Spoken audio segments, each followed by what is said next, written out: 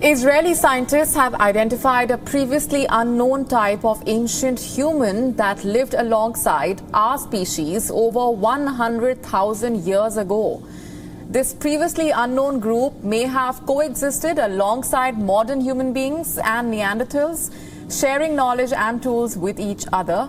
We're leaving you with this special report. Thanks for watching.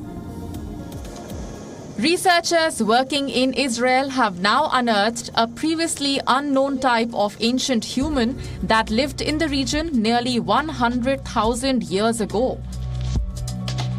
Remains uncovered near the city of Ramallah are believed to represent one of the last survivors of a very ancient human group. Researchers have named the newly discovered species the Nesher Ramallah Homo type. According to scientists, the discovery of the bones adds another piece to the puzzle of human evolution and its mystery.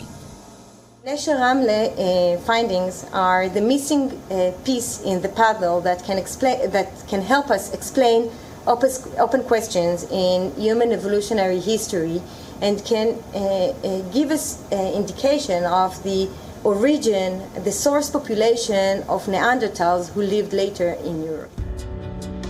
Along with the human remain, the excavation has also unearthed large quantities of animal bones and primitive stone tools. The newly discovered species looked little like Neanderthals and nothing like modern humans. The bones suggest that they could be related to a distinct group that lived in the area long before the modern Homo sapiens took control of the region. According to studies, there are possibilities that ancestors of this individual may have bred with Neanderthals, and the last of their kind might have even mated with their modern human neighbors. Nesher Ramallah's discovery and its grim resemblance to the pre-Neanderthal groups in Europe is likely to challenge the prevailing theory that Neanderthals originated from Europe. Bureau Report, WION World is One.